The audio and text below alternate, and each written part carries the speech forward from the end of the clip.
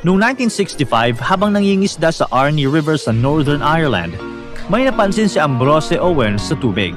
Nang lapitan niya ito, nakita niya na isa itong lumang espada.